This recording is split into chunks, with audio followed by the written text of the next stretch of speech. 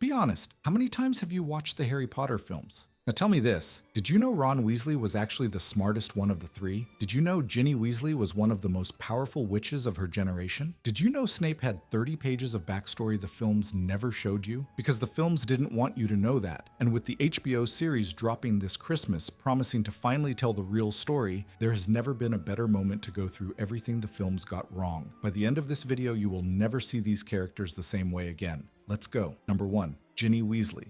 Ginny is funny, fierce, confident, and magnetic. She doesn't wait around for Harry. She dates other guys. She calls people out. She is a fully realized human being. Movie Ginny ties his shoelace and whispers good luck with zero emotion.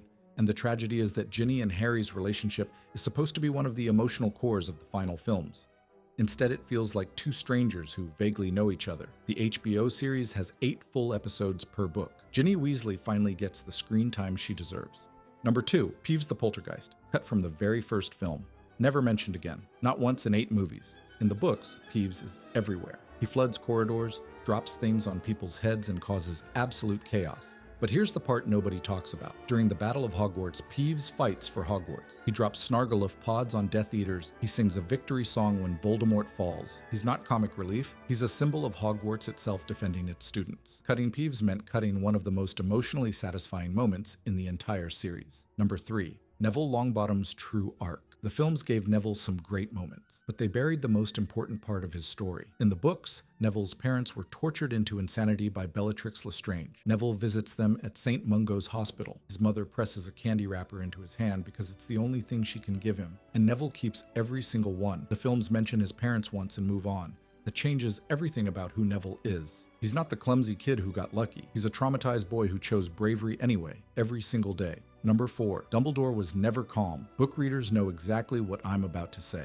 Did you put your name in the Goblet of Fire? In the book, Dumbledore asks calmly. In the film, he grabs Harry by the robes, slams him against a wall, and screams it in his face. One of the most mocked moments in adaptation history, and it matters because calm Dumbledore is terrifying in a way that angry Dumbledore never is. When a man who could destroy you with a single word chooses to speak quietly, that is power. When he shouts, he looks like he's lost control. John Lithgow is playing Dumbledore in the HBO series. Let's see if they finally get this right. Number 5. Ron Weasley was robbed. I need to say this clearly. The films ruined Ron Weasley.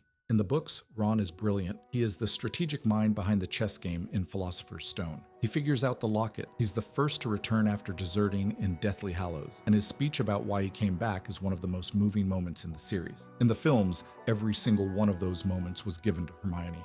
She figures things out. She stays calm. She saves everyone. Ron just stands there looking confused. That's not Ron Weasley. That's a completely different character. The whole point of the trio is that all 3 of them are essential, not 2 heroes and a sidekick. The films never understood that. Number 6. The Prince's Tale. Snape's death in the films is moving. Alan Rickman plays every second of it perfectly. But in the books, the chapter called The Prince's Tale is over 30 pages long. We see Snape and Lily as children meeting for the first time. We see exactly when their friendship broke. We understand every decision Snape ever made and why. The films condense 30 pages into 3 minutes of slow motion. Alan Rickman was playing a summary, not a story. And given that this is the moment the entire series builds toward, that is not good enough. Number 7. Harry breaking the Elder Wand. In the books, after Voldemort's defeat, Harry uses the Elder Wand to repair his original wand, and then he snaps it and throws the pieces away. He doesn't want it. He doesn't trust himself with it. He chooses to be ordinary.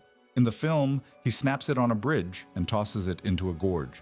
No repair, no reflection, no choice. One small change, one massive difference in meaning. The book version says Harry Potter chose to be a normal person. The film version says Harry Potter got rid of a dangerous object. Those are not the same story. So here's where we land. The Harry Potter films are incredible. They gave millions of people something magical. I'm not saying they're bad, I'm saying they were never able to be the full story. 8 films, thousands of pages. Impossible to fit it all in. But that's exactly why the HBO series matters so much. 8 episodes per book. More screen time for one book than all 8 films combined. Ginny gets her personality back. Peeves finally exists. Ron gets to be brilliant. Snape gets 30 pages. And Dumbledore, for the love of Merlin, will hopefully ask questions calmly. The question isn't whether HBO can do better. The question is whether they'll be brave enough to actually try. What's the one thing you wish the films had included? Drop it in the comments. I read every single one. If you're new here, subscribe. We cover the wizarding world like no one else. Until next time, mischief managed.